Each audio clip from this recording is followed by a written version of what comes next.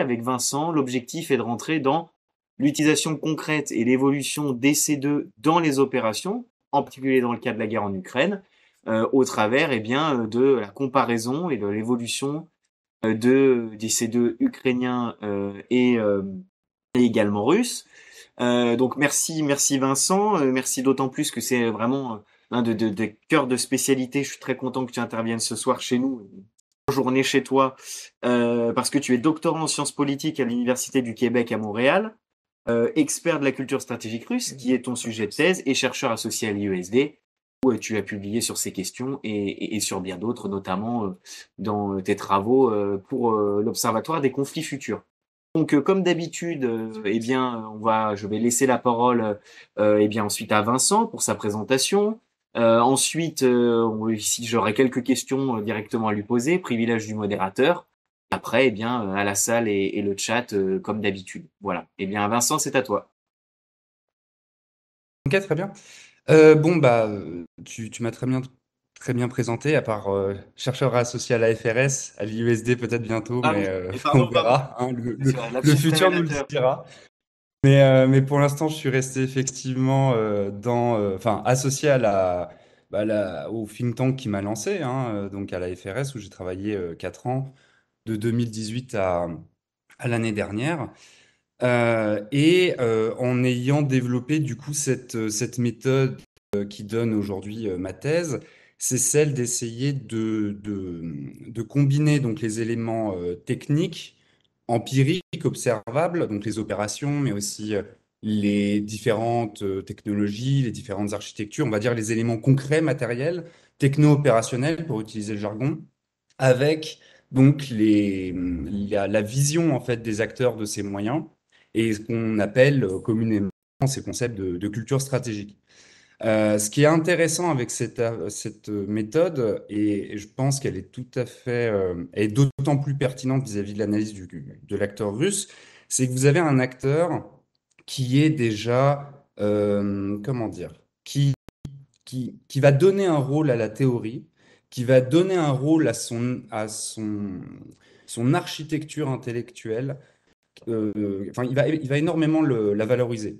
La façon de russe de penser la guerre et de faire la guerre, les deux se répercutent les uns sur les autres, est très intégrée, très verticale. Et la théorie, donc, si vous voulez, occupe le haut du panier. Et donc, c'est très intéressant, si vous voulez, de passer par la culture stratégique, parce que finalement, vous arrivez vraiment quelque part à vous mettre dans les habitudes de pensée de l'acteur russe et comment il conçoit ses moyens. Et c'est d'autant plus important, et on l'a vu avec l'Ukraine, que entre la simple observation des capacités et la façon dont les acteurs les organisent, en fait, vous avez une divergence. Si vous vous retrouvez face à un système antiaérien occidental et face à un russe, les deux vont en fait avoir des logiques d'élaboration, d'emploi qui sont radicalement différentes. Et ça, c'est légué par toute une architecture intellectuelle, du coup, que je vais essayer de présenter aujourd'hui. Parce que le C2, finalement, c'est un peu la courroie entre les moyens et les intentions. Ensuite, sur le côté un peu plus concret de la chose, ce que j'ai commencé à faire depuis 3 ans, de façon de plus en plus intensive, et puis maintenant, je suis complètement consacré à ça, c'est de lire en fait la littérature spécialisée russe. Donc, vous avez là encore une mine en fait d'informations qui est très largement sous-exploitée, qui est très accessible en fait. Alors maintenant, il y a effectivement un peu plus de censure, il faut utiliser des VPN, etc. Il faut faire un peu attention. Mais vous avez une numérisation du travail intellectuel russe qui, à mon avis, est même supérieure à ce qu'on entreprend, par exemple, avec des moteurs de recherche comme le Cairn en France. Vous avez toutes les publications militaires russes qui sont largement accessibles en ligne, en partant du plus haut du panier, donc par exemple Pensée militaire, qui est la publication de l'état-major général, au plus petit bulletin d'une académie militaire, donc par exemple celui du RARAN, donc l'académie de l'artillerie russe. Et donc, vous pouvez vraiment reconstituer, par contre, c'est bon, ça prend du temps, il faut exploiter tout ça, mais vous pouvez reconstituer comme ça un schéma mental russe sur 30 ans, voire même antérieurement avec la période soviétique. Donc, par rapport à et on peut passer à la slide suivante, qui va, à mon avis, faire peut-être un peu peur à tout le monde, parce que, en plus, elle a perdu ses couleurs, il reste juste l'art opératif qui surnage comme ça, mais bon, c'est pas plus mal. Là, si vous voulez, ce que j'ai essayé de décrire avec ce schéma très touffu, c'est cette matrice intellectuelle qu'est l'art opératif pour les Russes. Donc c'était le sujet hein, de ma présentation déjà à Lyon 3, c'était quoi, début janvier? Mais c'est l'idée que pour comprendre le C2 russe, vous devez comprendre en fait sa grammaire. Et sa grammaire, c'est l'art opératif qui va lui léguer les termes, qui va lui léguer une méthodologie, qui va lui léguer ensuite des procédures, une façon de faire interagir les troupes. Et c'est le cœur de l'art opératif, c'est l'interaction. Nous, on parle d'intégration interarmée, on peut parler de coopération, de coordination, les Russes parlent d'interaction. C'est cette interaction qui va vous permettre, par exemple, de créer les armées combinées, donc les groupements interarmes, et jusqu'au niveau tactique, pardon, les groupements interarmés jusqu'au niveau interarmes. Voilà. Cette recherche d'interaction, elle découle de plusieurs impératifs. Le premier très concret, c'est celui de suffisance au combat, qui est en fait la recherche d'autonomie d'une unité. C'est-à-dire elle doit pas forcément avoir de l'initiative, attention. Dans l'autonomie, on entend l'endurance, la capacité à en fait survivre et accomplir ses objectifs de mission sur le champ de bataille. Donc c'est le premier impératif. Et les trois autres que vous pouvez voir au niveau des principes de l'art de la guerre, c'est mobilité, activeness, surprise. Donc le schéma, encore une fois, il est illustratif. Je vais faire des allers et retours dedans pour essayer de vous faire comprendre comment il fonctionne. N'hésitez pas à me poser des questions pour revenir sur un point ou un autre. Je vais essayer de plonger dedans. Donc, en ayant dit ces deux premiers points, donc interaction, autosuffisance au combat, et en ayant commencé à dévoiler un peu les principes de l'art de la guerre, qu'est-ce que l'art opératif? L'art opératif, c'est, contrairement à ce qu'on a pu en faire en Occident, un simple niveau de planification, vous savez, stratégique, opérationnel, tactique. L'art opératif, encore une fois, c'est une matrice. C'est une matrice d'interaction, c'est une matrice de planification. Les Russes, depuis les années 20 et 30, là où la théorie a commencé à être développée, et je pourrais refaire l'historique si vous voulez, mais c'est peut-être pas nécessaire. Son objectif, ce qu'elle pense être la clé des conflits modernes, c'est l'atteinte de la profondeur de l'adversaire. La profondeur, ce n'est pas simplement un concept géographique, spatial, c'est à la fois, vous savez, l'épaisseur en fait des troupes adverses et surtout les conditions de sa cohésion. Donc très concrètement, effectivement, la profondeur, ça recouvre un espace désigné. Donc les Russes ils reconnaissent là aussi des niveaux hein, quand même. Hein. Vous avez un niveau tactique qui va s'étendre jusqu'à 100 km, puis après vous en allez avoir un qui va s'appeler plutôt tactico-opératif, donc qui peut aller jusqu'à 300 km. Et puis après stratégique, donc là vous arrivez à du 500 et même plus de kilomètres. Mais cette réalité concrète, spatiale, géographique, c'est seulement, si vous voulez, un support à l'art opératif. Derrière l'art opératif, il pense la cohésion du groupe armé adverse, comment il est organisé, quels sont ses points forts, où sont ses points faibles, et son objectif, c'est donc de neutraliser la profondeur de l'adversaire en la déstabilisant. C'est le choc opératif ou d'art. Donc là, vous pouvez voir, c'est art opératif, recherche, entraîner ou prévenir le choc opératif, en haut du schéma. Et c'est bien aussi prévenir parce que les Russes sont bien conscients que ces deux profondeurs qui se répondent entre la sienne et celle de l'adversaire, c'est-à-dire que l'adversaire va essayer lui-même de neutraliser sa profondeur. Donc à partir de là, l'art opératif, et ça renvoie à, on va dire, une ambition de contrôle du réel des Russes qui est presque, enfin, c'est quelque chose d'assez presque de la science-fiction. C'est une volonté, si vous voulez, de modélisation du réel. Il s'agit d'atteindre une prise de décision scientifique. L'art opératif est une matrice intellectuelle, mais qui cherche à objectifier au maximum les rapports de coordination, d'interaction dont je vous ai parlé. Et donc, il va entraîner le calcul, donc vous pouvez le voir à gauche, de ce que les Russes appellent la corrélation des forces et des moyens.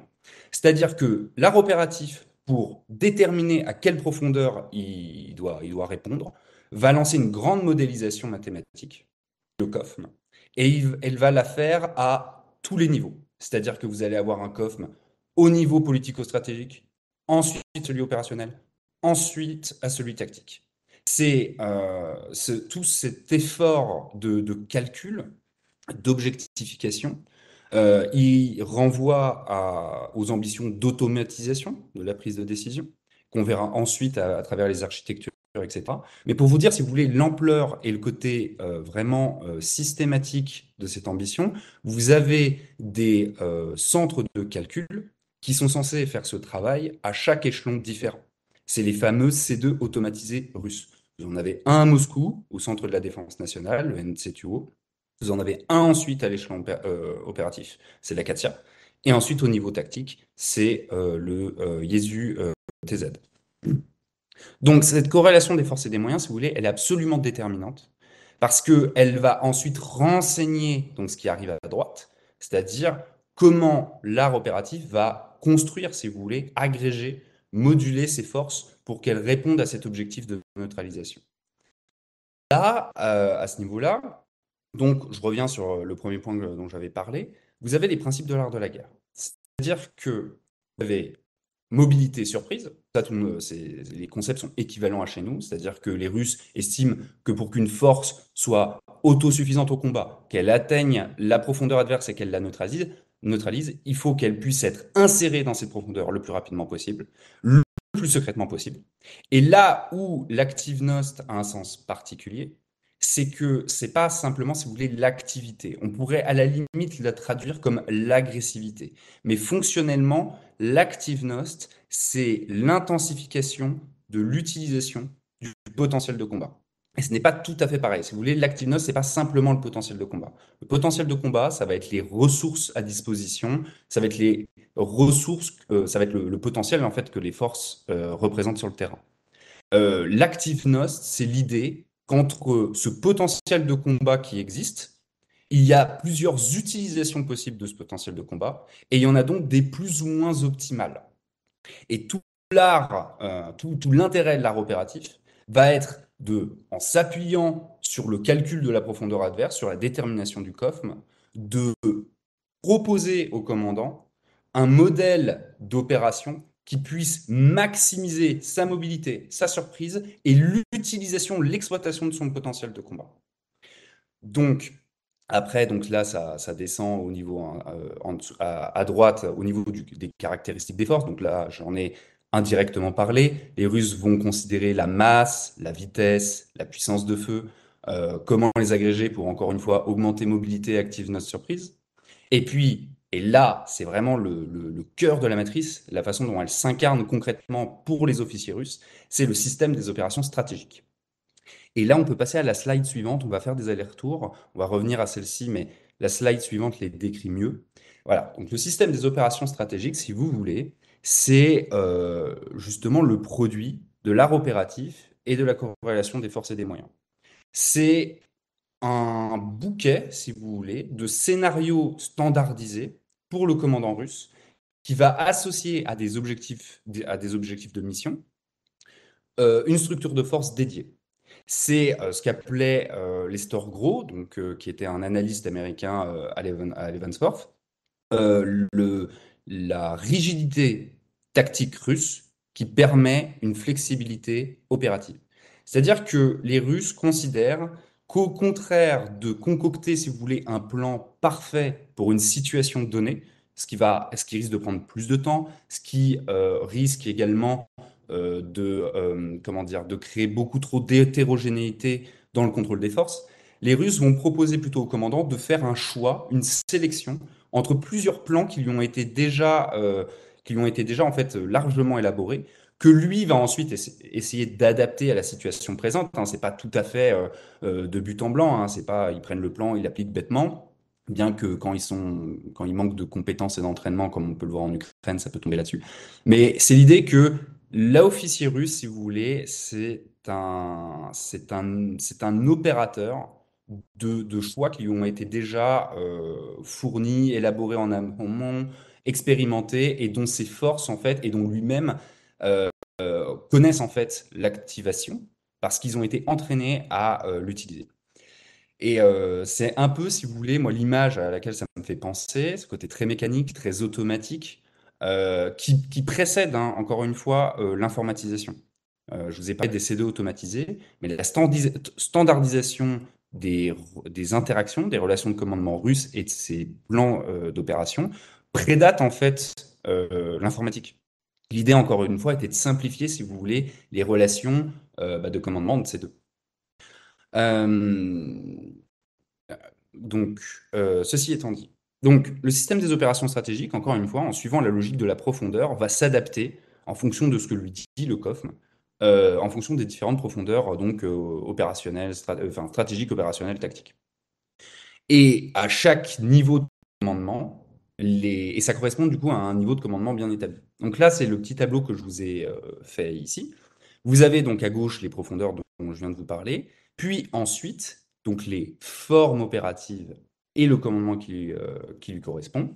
Donc vous avez, et c'est très simple, hein, c'est presque tautologique. Au niveau stratégique, vous allez avoir les directions stratégiques ou anciennement, en ancienne terminologie, bien qu'elle fait un retour en force avec l'Ukraine, ce qu'ils appelaient des théâtres d'opérations militaires. Ensuite, vous allez avoir des directions opérationnelles stratégiques avec des opérations donc stratégiques. Et puis ensuite, en bas, au niveau opérationnel, vous avez littéralement des opérations opérationnelles. L'idée, si vous voulez, c'est que chaque plan, quand un plan va être décidé à l'échelon stratégique, il va se décliner ensuite, il va ouvrir une arborescence de plans qui lui sont, qui le précisent en fait à chaque échelon inférieur. Donc c'est une sorte de pyramide, si vous voulez, à tiroir qui va préciser l'intention du haut commandement jusqu'au plus bas échelon tactique. Donc à chaque fois, en fait, une OS, c'est par exemple dans le milieu, par exemple pour la supériorité aérienne, pour les campagnes aériennes, vous allez avoir, et c'est là encore, on y reviendra, mais c'est une contradiction, vous allez avoir un théâtre d'opérations militaires largement terrestre, donc ça va être l'officier du district militaire russe qui prend la décision, qui va sélectionner en accord avec sa direction à Moscou quel plan, quel OS il va utiliser. Il va ensuite, du coup, associer à ce plan une armée aérienne et anti-aérienne, qui lui est subordonnée au sein du district. Et cette ensuite armée aérienne, donc les VKS, hein, les forces aérospatiales, va mettre en œuvre un bouquet de scénarios qu'elle va choisir selon lequel est le plus optimal. Donc par exemple, ça va être, ils appellent ça les opérations pour repousser les attaques aériennes adverses, ou les opérations offensives, ou les opérations pour détruire des cibles critiques. Donc c'est plutôt du niveau opérationnel stratégique. Et puis après, vous avez le niveau opérationnel. Donc là, ça prend des terminologies du style raid de reconnaissance et frappe. Voilà. Mais vous voyez, vous avez bien un entonnoir. Est-ce qu'on peut revenir du coup à la diapositive maintenant d'avant, s'il vous plaît? Ok. Donc là, vous voyez, donc on est arrivé, on a fait le COFM à gauche qui renseigne les caractéristiques des forces et de la profondeur, qui ensuite définit et sélectionne les systèmes des opérations dont on vient de parler et qui elles-mêmes sont déclinées, comme vous pouvez le voir à gauche, à chaque échelon du coup stratégique, opérationnel, tactique. Et une fois que tout ceci a été établi, vous avez, vous avez plusieurs modes stratégiques qui s'ouvrent. Donc c'est annihilation, attrition, désorganisation. Et à droite, vous avez les méthodes. Les méthodes, je vais commencer par là parce que c'est le plus simple entre les deux. Les méthodes, si vous voulez, c'est simplement la traduction tactique, technique des OS dont on vient de parler. Et il y a deux grandes méthodes que l'art opératif enseigne et expérimente depuis sa création dans les années 20 et 30. C'est l'échelonnement, donc des forces à la profondeur, encore une fois considérée, et ensuite leur spécialisation à l'objectif ou à la tâche. Et ça peut prendre une grande variété, si vous voulez, de spécialisation. Parfois, les Russes vont, par exemple, résoudre une complexité technique en spécialisant un personnel pour l'utiliser. Donc, par exemple, ça va être les armes comme ceux de guerre électronique, pour les drones, ou dans les années 70 et 80, par exemple, c'était l'introduction des forces aéromobiles. Pour les forces aéromobiles, les Russes ont désigné des parachutistes, les VDV, pour les utiliser. La spécialisation humaine résout le problème technique. La spécialisation, c'est aussi à l'objectif. Donc, par exemple, dans les années de guerre froide, dans les années 80, plus précisément, vous aviez la création, vous savez, des groupes opérationnels de manœuvre. Là, vous aviez une formation que l'art opératif mettait en interaction vis-à-vis des caractéristiques précises de la profondeur à supprimer. Et donc, les GOM ou les OMG en anglais, c'était de souvenirs, ils devaient atteindre 300 km de profondeur et dans la profondeur adverse, et neutraliser le C2 adverse, ses vecteurs nucléaires, ses vecteurs longue portée, etc., etc. Les VDV, encore une fois, c'est un bon exemple. Les VDV, en fait, dans la terminologie russe, dans sa conception des opérations, ne sont pas en soi des troupes, enfin, elles ne sont pas considérées comme des troupes parachutistes. Elles sont considérées comme des outils de frappe dans la profondeur. Et elles sont utilisées fonctionnellement de façon identique à ce que peut être une frappe de missile balistique ou à plus courte portée. Échelonnement, spécialisation. Ceci peut donc donner trois modes stratégiques, trois grandes directions que les Russes choisissent, qui sont annihilation, attrition, désorganisation. Et ce dernier point est important et intéressant parce que souvent, aujourd'hui, quand on réfléchit à l'art opératif, on ne voit qu'une théorie russe finalement de ce que pouvaient faire les Américains, par exemple avec Warden, donc une théorie systémique de désorganisation de l'adversaire. Donc on la réduit simplement à son objectif de désorganisation. Ce n'est qu'un mode stratégique que propose l'art opératif. Et l'art opératif a évolué dans le temps sur le mode stratégique qu'il préférait. Dès les années 20 et 30, et je pense que beaucoup de gens connaissent cette opposition, vous aviez Svechin et Tukhachevsky qui s'opposaient justement entre le choix de l'attrition pour Svechin, donc un mode plus défensif, pas passif, mais qui mobilisait la profondeur russe pour justement déstabiliser son adversaire. Ou inversement, vous avez Tukhachevsky qui, lui, était plus sur un mode offensif et qui souhaitait vraiment annihiler son adversaire en projetant à très longue, donc dans la très grande profondeur, des lourds corps mécanisés et blindés et qui étaient eux-mêmes aidés par les mouvements de résistance prolétariens. Donc là, on renvoie à une théorie marxiste, mais c'était vraiment l'idée que pour Tukhachevsky, l'art opératif pouvait être agressif parce que les moyens techniques permettaient d'atteindre la grande profondeur. Et l'atteinte de la grande profondeur, c'était faire la jonction avec les ferments révolutionnaires contenus dans les États capitalistes européens. La désorganisation, en fait, est un mode stratégique de l'art opératif qui s'impose très tardivement et plutôt à partir des années 80 avec le maréchal Ogarkov. Le maréchal Ogarkov, c'est quelqu'un qui va réactualiser l'art opératif qui était tombé dans l'oubli à cause, dans les années 60 et 70 à cause du moment nucléaire, si vous voulez, qui a absolument subjugué tout le monde à l'époque. Hein. C'est pas seulement les Russes, c'est aussi les Américains. Vous savez, vous avez eu la MAD, vous avez eu les divisions pantomiques, il fallait pouvoir combattre dans une bataille nucléaire où l'annihilation était quasi certaine. Et l'art opératif, du coup, qui était une utilisation de la masse et comment l'introduire dans la grande profondeur de l'adversaire, avait complètement périclité. Et donc, il faut attendre les années 80, quand les Soviétiques estiment que l'équilibre de la terreur entre les deux grands neutralise en fait la possibilité d'utiliser le nucléaire dans les opérations, pour que le mode de la désorganisation prenne de l'avance et qu'en fait, l'art opératif change de logique. C'est-à-dire que là, je vous l'ai présenté fonctionnellement. L'art opératif est une réflexion dialectique, une réflexion qui est aujourd'hui systémique, qui réfléchit à l'adversaire comme un système à travers sa profondeur. Mais dans les années 20 et 30, vous n'en êtes pas encore là. Il n'y a pas eu encore les grandes théories de système, il n'y a pas eu encore l'introduction de la cybernétique en Russie. Donc l'adversaire est compris comme un tout qu'il faut en fait systématiquement pressuriser, déstabiliser en annihilant pardon, ses forces ou en l'attitionnant. Et c'est qu'à partir des années 80 que là, en plus avec du coup l'arrivée de la cybernétique, l'arrivée de l'informatique, de la numérisation, etc., que l'art opératif se découvre. Et d'ailleurs, il faudra attendre vraiment les années 90 pour que ça devienne mûr dans sa matrice intellectuelle pour qu'il devienne vraiment systémique. Euh, et je vais faire est-ce que pour l'instant c'est clair pour tout le monde? Oui, il y a déjà des questions. Ah, ça va, mais c'est pas... Peut-être, est-ce que le chat, est-ce qu'on peut voir le chat? Est-ce qu'on a quelques questions, des Oui, incompréhensions dans le bien chat? sûr. Que tu as accès au chat ou pas? Je crois qu'on n'a pas de questions. Pas a priori pour le moment. Tu dois être extrêmement clair comme d'habitude. Aussi. Je suis le premier surpris alors. Ah, mais en tout cas, bon, Alors, de du mon coup, point de vue personnel, c'est clair. Donc après, je sais pas, et bon, très visiblement bien. ici, ça a l'air clair aussi. Ok, très bien, très bien. Du coup, maintenant que je vous ai fait la matrice, je vais vous parler un peu de ses conséquences.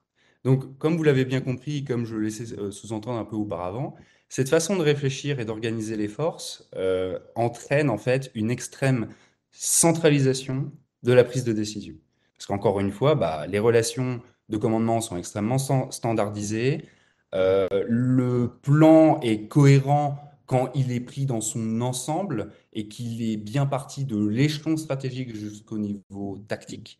Et donc, si vous voulez, il faut, dans ce modèle-là, et ça renvoie là encore à des fascinations qui étaient partagées en Occident sur, vous savez, l'avènement de la société technique, la réduction de l'erreur humaine dans la prise de décision, etc. Et donc, si vous voulez, les Russes, encore une fois, ont voulu faire une théorie scientifique du commandement. Et donc, on arrive à un modèle qui, en plus d'être standardisé, est très mécanique et très centralisé. Une des, si vous voulez, des solutions, enfin des conséquences organisationnelles que cela provoque, c'est que, un, le commandement chez les Russes est l'affaire des officiers. Et, et c'est pour ça, vous avez dû en entendre parler, qu'il n'y a pas de corps de sous-officiers en Union soviétique et en Russie. C'est également pour ça qu'il y a plus d'officiers dans l'armée russe, puisque bah, les capacités d'encadrement quand même demeurent les mêmes.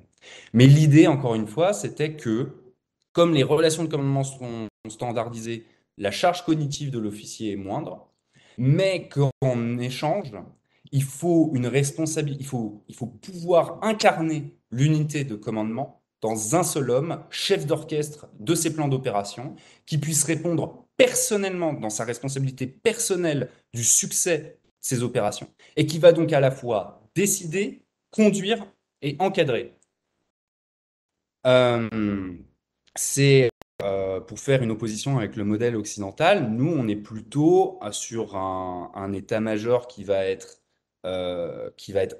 assister la prise de décision, alors que dans le côté russe, l'état-major est exécutant. L'autre grande conséquence, qui est liée d'ailleurs aux méthodes dont je vous ai parlé, échelonnement, spécialisation, c'est que le C2 en Russie est spécialisé à l'échelon stratégique dans une organisation dédiée à sa manipulation, qui est l'état-major général.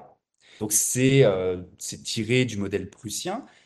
C'est l'idée qu'il faut un cerveau ordonnateur qui va vraiment, dont la spécialité est vraiment l'excellence opérative. Et donc, ça va très loin, puisque vous avez c'est une branche, en fait, si vous voulez, militaire indépendante dans l'armée russe. Vous avez des officiers qui ne sont pas interarmés, qui ne sont pas opérationnels, mais qui sont très tôt sélectionnés pour n'être que des officiers d'état-major. Et cet état-major va donc d'abord être le gros cerveau concentré à Moscou, mais va avoir des terminaisons nerveuses jusqu'au niveau à peu près des armées combinées quand même parce qu'il va avoir l'architecture des C2 automatisés dont je vous ai parlé, qui va être doublée par des spécialistes de leur utilisation et qui sont en fait des officiers détachés de l'état-major général de Moscou dans les unités. Vous voyez, c'est vraiment une prise très très très serrée. Euh, et c'est encore une fois l'état-major général qui va d'abord définir donc, les OS stratégiques dont je vous ai parlé, ensuite les districts font les opérationnels, et puis ainsi de suite jusqu'au bout. Est-ce qu'on peut passer donc après la prochaine diapositive? Ok. Bon, là, ça va un peu. Ok. Donc, maintenant que je vous ai parlé, si vous voulez, de l'organisation intellectuelle et un peu organisationnelle, on va maintenant aborder la question des architectures. Donc là, le schéma, si vous voulez, il est purement illustratif, mais il est intéressant parce que c'est un des plus, entre guillemets, vieux que j'ai trouvé sur comment les Russes, justement, organisaient les C2 automatisés, les ASU, dans leur terminologie. La forme que ça prend, si vous voulez, c'est que enfin, contrairement à nos théories, par exemple réseau centré, où notamment chez les Américains, c'est le plus idéal typique, c'est vraiment pousser à son maximum. La mise en réseau des forces doit favoriser l'initiative des bas échelons et s'opérer de façon verticale, mais également horizontale, pour justement que les unités puissent se parler les unes à côté des autres. Dans le modèle russe, de par sa culture, de par la matrice intellectuelle de l'art opératif, les architectures doublent, en fait, si vous voulez, les structures de commandement hiérarchiques dont je vous ai rapidement parlé auparavant. Vous allez avoir une intégration réseau russe qui n'est pas là pour accroître l'initiative des échelons inférieurs, mais qui est là pour accroître la rapidité de prise de décision des différents échelons. La rapidité de décision déjà vis-à-vis des OS dont je vous ai parlé. Donc le COFM, en fait, il est automatisé. Vous avez des centres de calcul, encore une fois, qui vont permettre, en fait, de l'estimer, du moins c'est l'ambition, c'est l'objectif, de l'estimer en temps réel pour pour prodiguer au commandant l'estimation la meilleure possible et le meilleur scénario OS à choisir pour la situation présente. Le COFM, ensuite, pour aller un peu plus comment dire, sur son évolution, parce que je vous ai surtout parlé de comment il fonctionnait à l'époque soviétique, euh, concrètement, et c'est un peu les premiers niveaux d'un modèle mathématique sont toujours très décevants, on va dire, par leur brutalité. Concrètement, à l'époque soviétique, le COFM, c'est vous réduisez les facteurs matériels et même parfois moraux au T-55. C'est combien, par exemple, un avion vaut de T-55. Les Russes avaient créé cette unité de valeur standardisée qui était le char T-55. Et à partir du char T-55, vous pouviez, la question était posée de cette flotte de navires, combien de T-55 vaut-elle? Cette flotte aérienne, combien de T-55 vaut-elle? Alors bien sûr, après le modèle était complexifié, ça c'est l'unité de base. Après, ils y rajoutaient plusieurs variables différentes sur la météo, sur l'équilibre politico-social, etc. Mais à partir de la base, quand même, c'était le T-55 qui était appliqué pour convertir en fait les unités du réel sur une unité rationalisée. Aujourd'hui, depuis les années 2000, comme je l'ai dit, hein, ils sont passés à un mode systémique. Aujourd'hui, a priori, ils ont quand même évolué, et notamment on le voit parce qu'ils ont délégué, ils ont contractualisé les Biélorusses pour améliorer cette méthode. A priori, ils sont passés quand même au T80 et T72 pour leur unité de base. Et à ça, maintenant, ils utilisent ce qu'ils appellent la systémologie, qui est comment dire, une philosophie scientifique un peu baroque, un peu syncrétique, mais qui est d'abord un effort d'interdisciplinarité, où ils vont à la fois faire cohabiter le matérialisme dialectique, donc hérité du marxisme, avec les théories cybernétiques et systémiques, l'idée étant encore une fois de pouvoir comprendre la complexité du réel.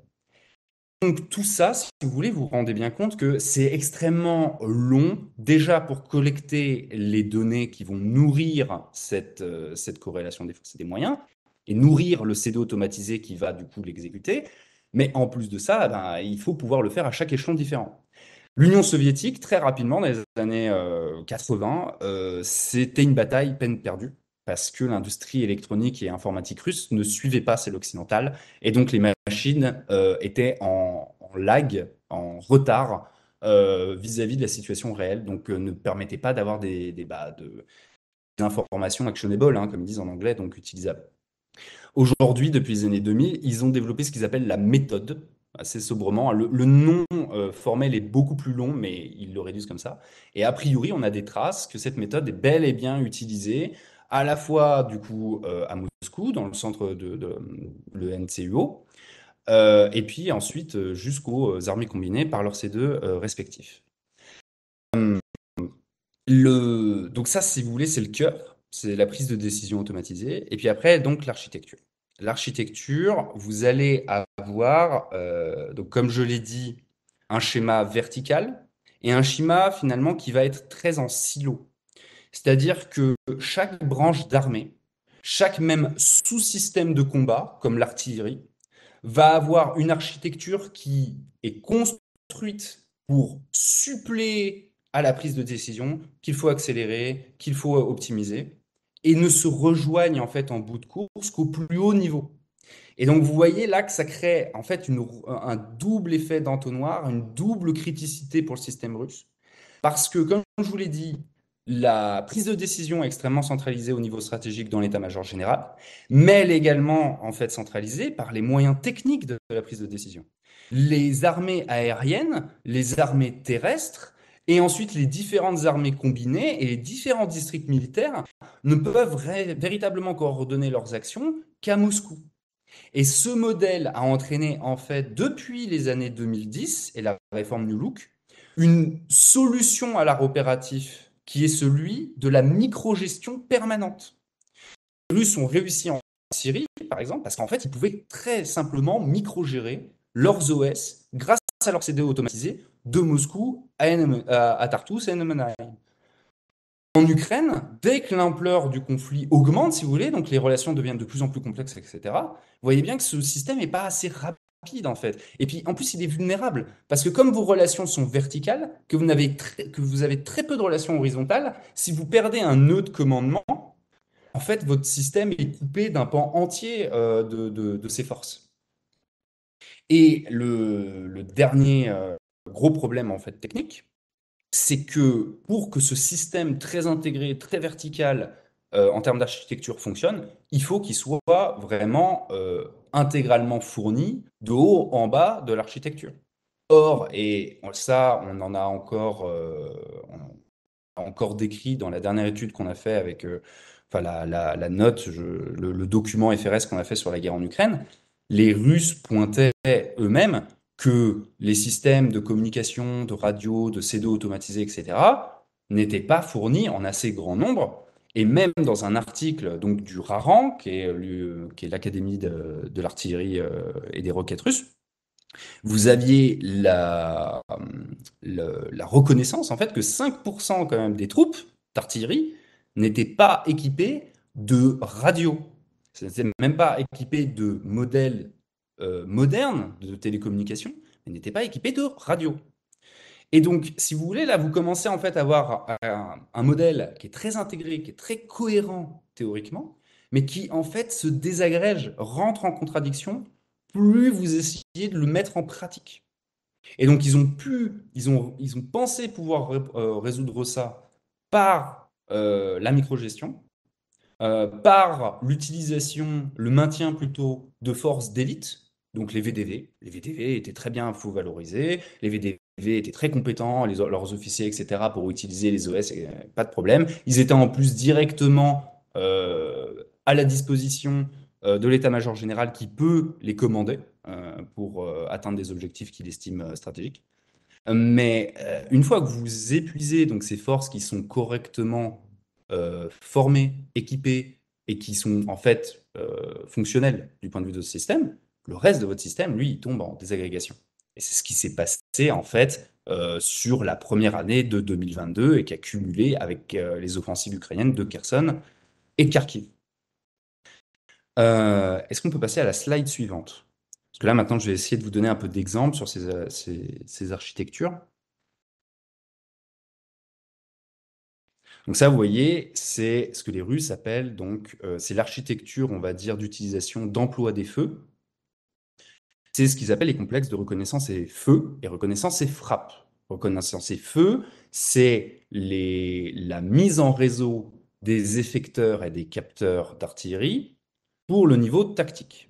Et encore une fois, vous voyez, vous avez toujours la même méthode, spécialisation à la tâche, échelonnement à la profondeur. Vous avez la reconnaissance et frappe, qui, elle, s'applique pour des systèmes intégrés qui peuvent frapper jusque dans la profondeur en fait, opérationnelle stratégique, donc jusqu'à normalement 200 km.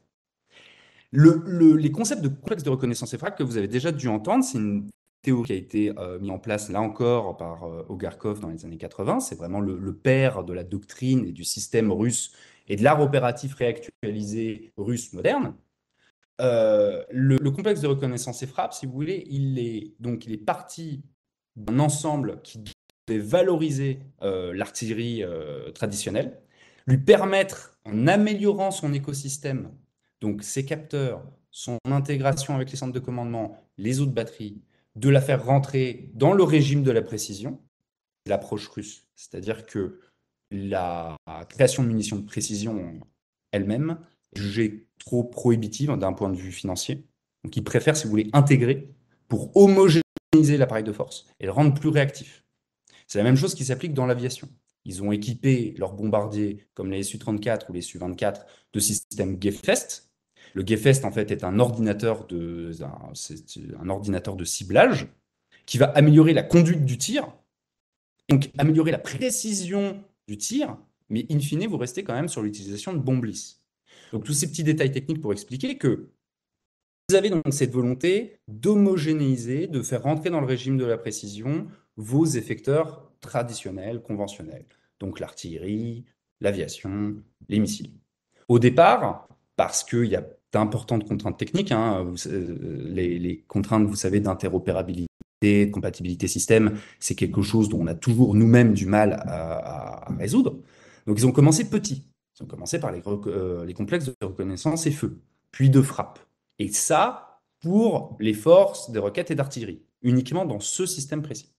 Et c'est à partir des années 2010 où ils lancent l'infovalorisation, où ils vont faire évoluer la terminologie et son ampleur en passant de complexe à ce qu'ils appellent des circuits ou des contours de reconnaissance et frappe. Et ça, mon interprétation, c'est parce que le complexe, qui était uniquement consacré à l'artillerie, va devenir en fait vraiment interarmé. Et c'est ce que vous pouvez voir déjà là dans ce schéma.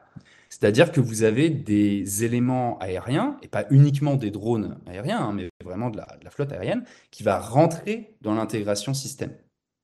Et le complexe de reconnaissance, enfin les circuits de reconnaissance et frappe russes aujourd'hui sont censés pouvoir rendre, enfin intégrer à la fois une composante aérienne que terrestre. On peut passer à la slide suivante. Donc ça, si vous voulez, c'est encore une fois, c'est purement illustratif. Et si vous avez des questions, n'hésitez pas, parce que je sais qu'on passe peut-être un peu vite entre chaque slide. Ça, si vous voulez, c'est l'architecture donc à plus grande échelle qui régit la défense antiaérienne russe. Ce qu'on a pu appeler à un moment l'A2AD, vous savez, donc c'est ces fameuses bulles. Ces fameuses bulles, elles sont en fait, vous voyez, très encore une fois intégrées de façon verticale. Vous allez avoir d'un côté, donc là c'est tout ce qui est rose, c'est les centres de décision. Tout ce qui est jaune, c'est tout ce que fournit les VKS, donc la force aérospatiale. Tout ce qui est bleu, c'est les forces antiaériennes terrestres. Parce que les Russes ont deux forces antiaériennes. Ils ont les grosses batteries comme le S-400 et bientôt le S-500 qui sont dans les forces aérospatiales, qui ont un rôle stratégique. Et puis après, vous avez tout l'accompagnement en fait, de la force de manœuvre qui, elle, est fait par les PVO SV, donc PVO, force de défense antiaérienne, SV, des forces terrestres, et qui elles-mêmes ont en fait une architecture dédiée. Et en fait, ce que vous vous rendez compte, c'est que là, aucune de ces unités, à part les radars, comme vous pouvez le voir, donc ça c'est la partie verte. Les radars, effectivement, sont parfois, vous savez, organiques aux batteries. Donc là, vous avez une relation horizontale. Mais à part ce cas particulier, aucun de ces sous-ensembles ne communique directement. L'intégration se fait au niveau supérieur. Et ça, donc, ça crée vraiment des embouteillages. Est-ce qu'on peut passer à la slide suivante, s'il vous plaît? Alors, oui. Est-ce qu'il y a déjà des questions par rapport à toutes ces slides, de ce côté technique, des architectures et des schémas là, avec plein de directions, de cases? Pas en présentiel, je demande sur la... Oui, il y en a quelques-unes. Sur le chat, il y en a quelques-unes, visibles. Bonjour, est-ce qu'ils se préoccupent de la résilience de leur système avec cette architecture? Et ensuite, concrètement, un C2 automatisé, cela fonctionne comment? Quelles sont les limites de ce C2 automatisé? Et merci. Donc voilà. Question. Ok. Ok. Alors oui, bien sûr. Enfin, j'ai commencé par les limites du CD automatisé. Concrètement, c'est de la lecture de comment on appelle ça? En fait, c'est Attendez que je vous retrouve exactement le terme. C'est voilà, c'est une lecture en fait. Concrètement, ça prend la forme d'une lecture par l'officier de nomogrammes mathématiques. Donc, les nomogrammes, vous savez, c'est des courbes de relations qui donnent en fait des deltas de choix. Voilà. C'est vraiment, vous avez une grille mathématique qui s'affiche et qui va dire bah, option A meilleure, option B moins bonne, etc. Et c'est en fait les C2 automatisés, c'est comme leur nom l'indique, c'est en fait un centre de calcul qui va sélectionner, proposer à l'officier les meilleurs scénarios possibles. Et il le fait par le COFM que j'ai décrit auparavant. Donc la corrélation des forces et des moyens. Voilà. Est-ce que c'est clair, ce premier élément? Est-ce que ça répond à votre question? Visiblement, oui. Ok. Et sur la question de la résilience du C2, bien sûr, oui, eux, ça les inquiète beaucoup. D'ailleurs, c'est assez intéressant parce que vous voyez, justement, vis-à-vis de la question de relations plus horizontales, sur la création de relations plus horizontales dans leur système, c'est une des pistes en fait qu'ils essayent d'explorer, justement. Et c'est assez intéressant parce qu'encore une fois, les relations horizontales entre plusieurs unités de même niveau n'est pas considéré encore comme un moyen de dégager de l'initiative, mais un moyen justement pour éviter que l'architecture s'effondre verticalement et qu'elle puisse, en fait, qu'un niveau isolé puisse trouver comme ça moyen de remonter à son échelon supérieur par la communication directe à une unité de même niveau. Mais vous voyez, voilà, c'est comme ça qu'ils imaginent la résilience. Ils ont des craintes effectivement aussi sur la cyber, sur tout ce qui est guerre électronique, mais voilà ce que je peux en dire. C'est une bonne question. Normalement, on n'en a pas d'autres. Tu peux reprendre. Ok. Donc la vache du C2 en Ukraine. Et donc on peut aller au premier schéma. Donc ça, si vous voulez, c'est une reconstitution de ma part de ce qu'on comprenait de l'architecture C2 dont je vous ai parlé jusqu'à maintenant, avant l'entrée en guerre en Ukraine. Et donc, on peut le qualifier de C2 New Look. La New Look, c'est la réforme de 2010 qui a essayé de moderniser conséquemment l'armée russe en justement en automatisant sa prise de décision, en réussissant son intégration au système, tout ce dont je viens de vous parler auparavant. Le C2 New Look, comme vous pouvez le voir, il met un rôle, il donne un rôle central du coup à l'état-major général, qui s'exprime à travers le centre de gestion de la défense nationale, le NCUO, dont je vous ai parlé, qui en fait est son C2 automatisé à lui. Et ce NCUO va ensuite contrôler les districts militaires qui ont à leur disposition les forces aériennes, les armées combinées et même les éléments maritimes qui sont présents dans leur district, le cas échéant. Vous avez bien entendu, comme vous pouvez le voir à droite, que l'armée russe n'est pas le seul outil militaire de la Russie. Depuis 2016, Poutine a créé comment dire, une sorte de, c'est fonctionnellement une garde prétorienne, c'est la garde nationale, qui a réuni plusieurs systèmes de services de sécurité qui existaient auparavant, qui comporte notamment les groupes tchétchènes de Kadyrov. Et encore plus loin, dans les relations floues de subordination, etc., vous avez aussi le développement de Wagner, donc dans la dernière décennie, qui là encore répond plutôt de la présidence russe, bien que ces relations aujourd'hui commencent à devenir quand même, vous voyez, beaucoup plus difficiles à, comment dire, identifier du fait des oppositions entre le ministère de la Défense russe et Wagner, Wagner et celui-ci, avec les exubérances de Prigojine hein, qui accusent le mode en fait de l'abandonner sur le champ de bataille ukrainien. Et donc ça, c'est le schéma avant l'invasion. Maintenant, passons à la slide suivante.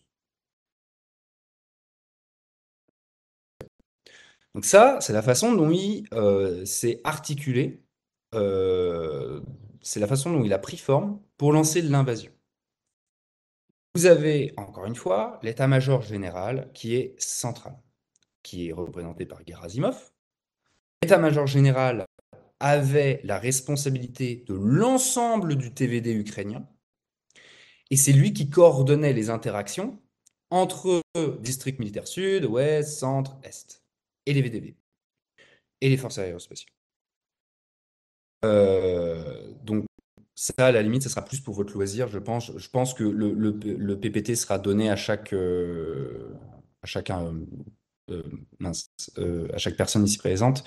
J'ai précisé à chaque fois, vous voyez, les directions, les objectifs, et parfois même jusqu'aux unités qui étaient impliquées pour les districts, pour essayer de donner un peu comment dire, pour un peu mieux identifier, si vous voulez, de quoi on parle.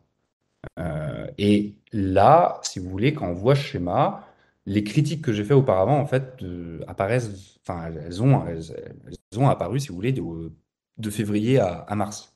C'est-à-dire que la microgestion n'a pas permis de déconflicter, comme on dit, les interactions entre les différents districts. Vous aviez des flottes aériennes de districts pourtant différents qui, en fait, ne permettaient pas de communiquer, qui ne pouvaient pas se coordonner alors qu'elles opéraient sur la même zone d'opération. Et ça a créé, si vous voulez, les embouteillages, les tirs fratricides, le côté très rigide aussi de l'application des plans, malgré la présence de troupes alliées ou ennemies sur les flancs. Voilà. Slide suivant.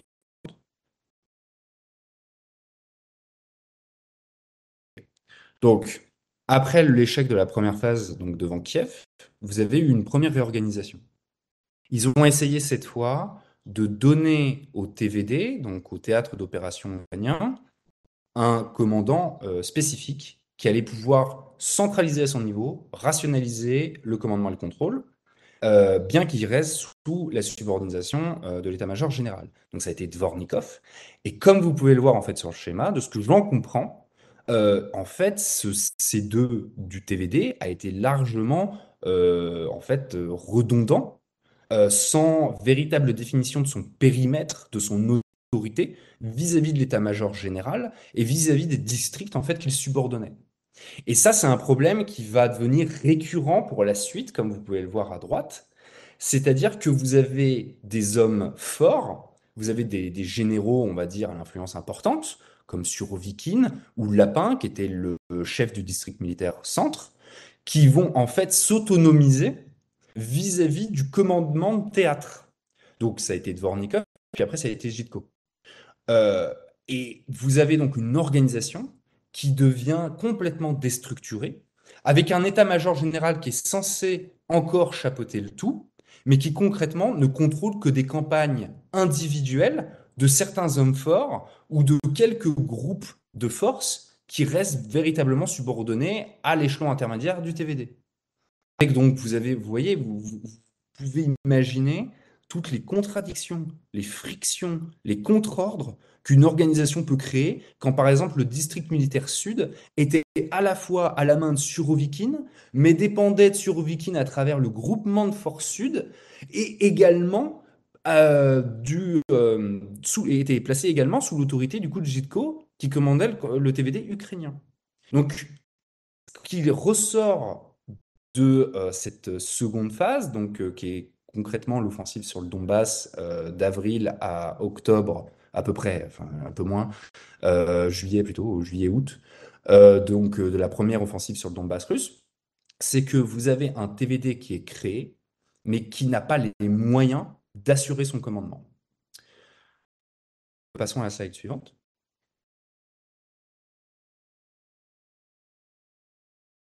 Ah, il en manque juste une intermédiaire. Ah, oui. Juste avant. Voilà, parfait. Celle-là? Donc, Non. non, vous y étiez. Voilà, tout à fait. C'est parfait. Parfait. On va y arriver.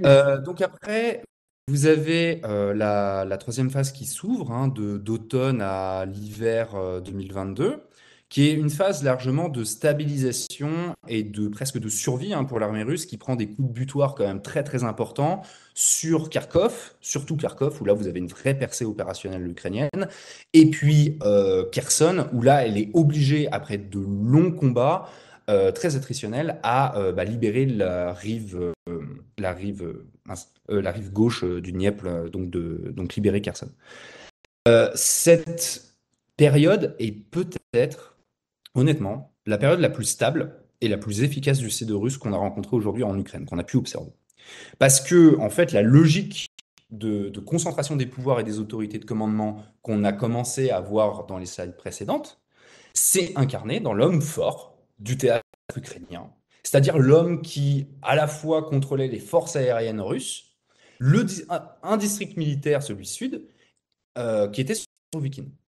Et Surovikin, en fait, a vraiment canalisé la gestion de l'état-major général qui est resté Gerasimov en ayant, et c'est toi avec un titre consacré pour le TVD ukrainien, pour le C2 du TVD ukrainien, qui était le commandement du groupement des forces interarmées. C'est un peu long, mais voilà. Comme vous pouvez le voir, il y a quand même des redondances encore.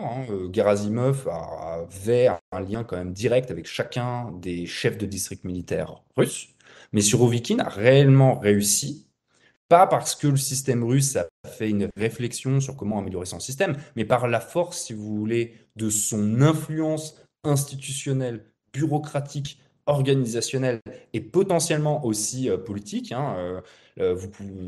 Les politologues de la Russie parlent souvent, vous savez, de power system, de système de pouvoir, de système clientéliste dans l'État russe, qui explique sa prise de décision.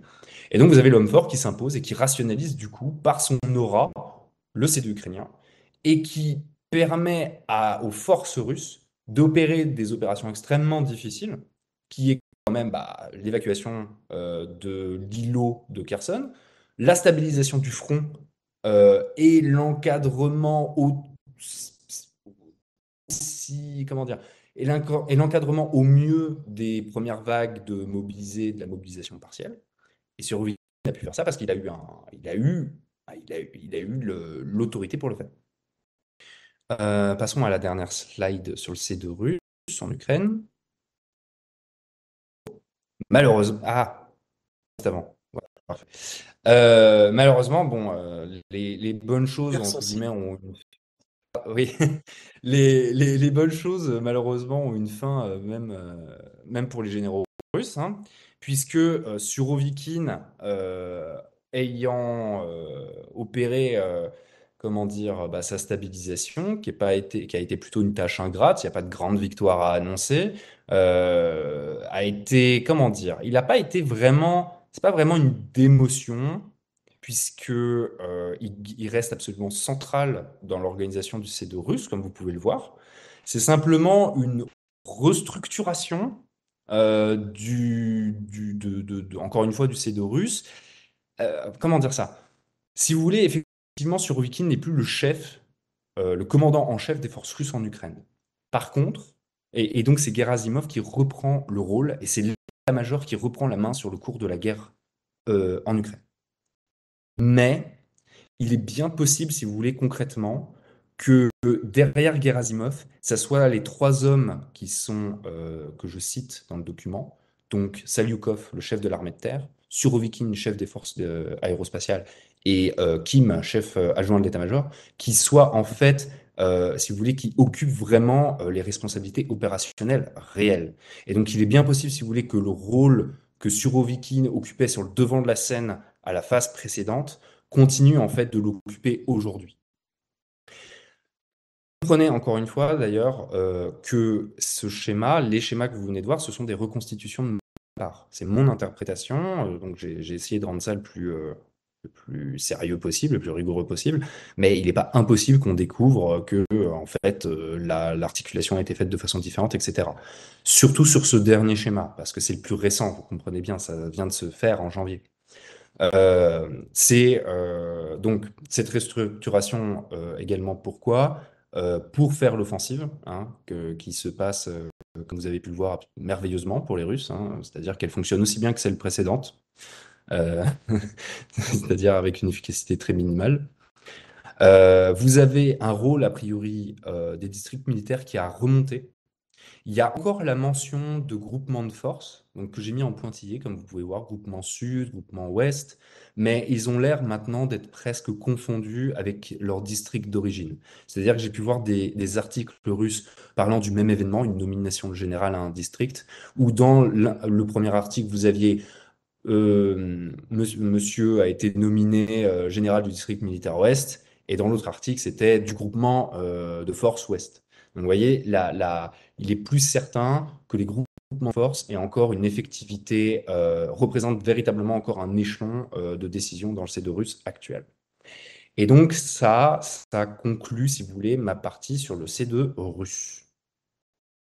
Normalement. Est-ce qu'il y a des questions?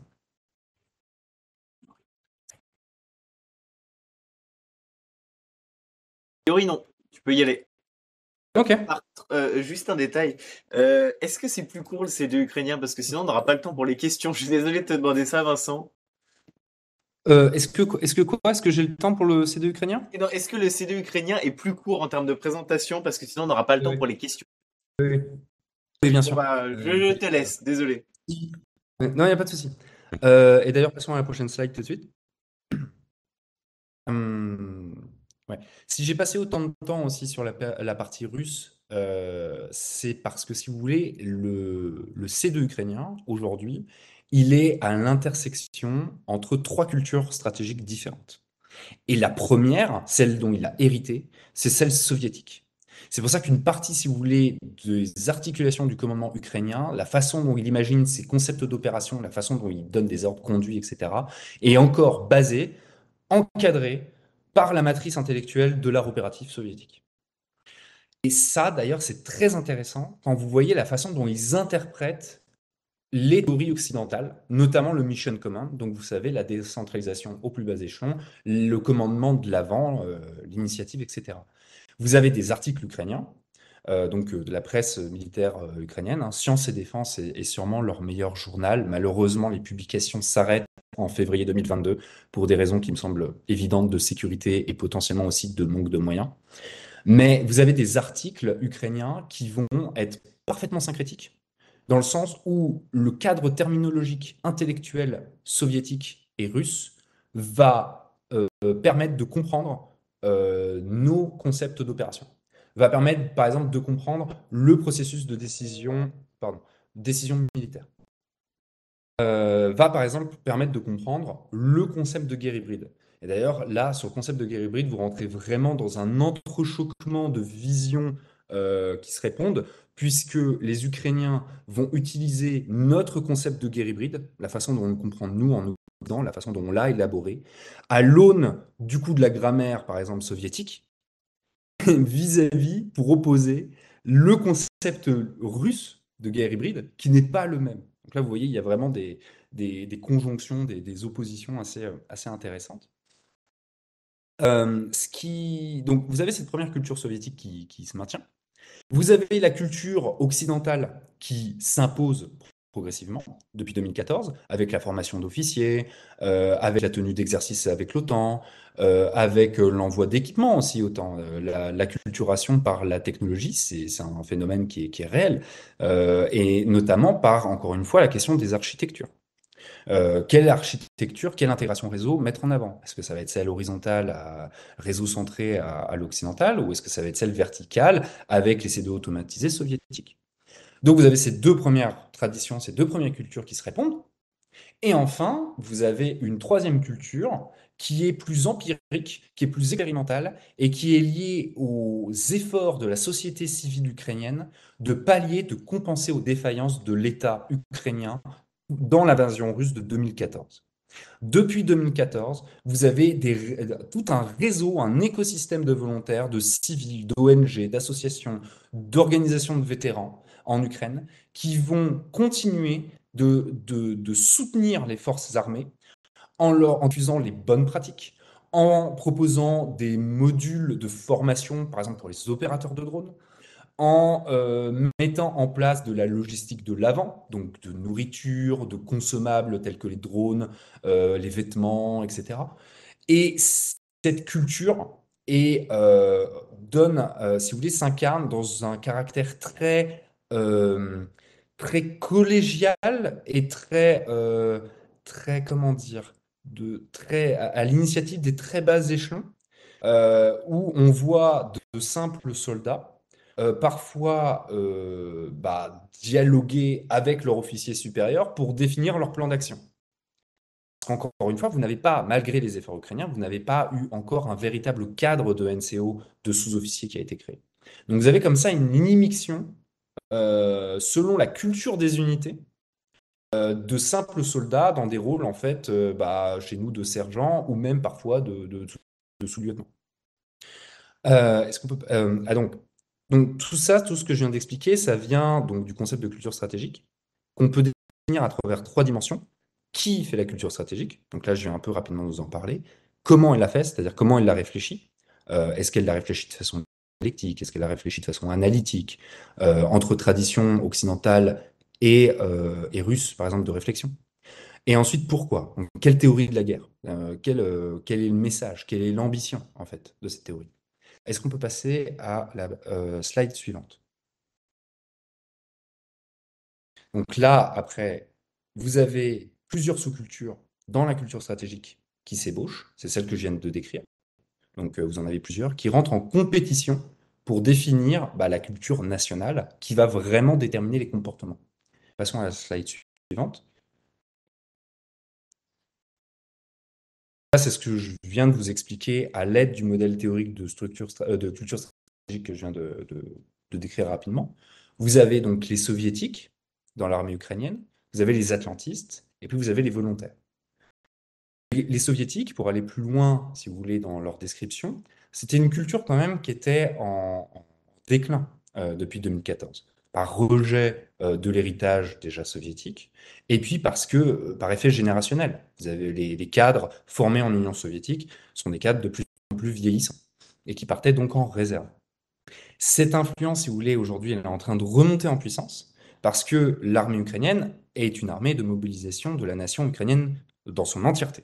Et donc, mécaniquement, des anciens officiers, des anciens personnels, qui étaient plutôt d'une tradition donc, traditionnellement soviétique, reviennent dans l'organisation de l'armée.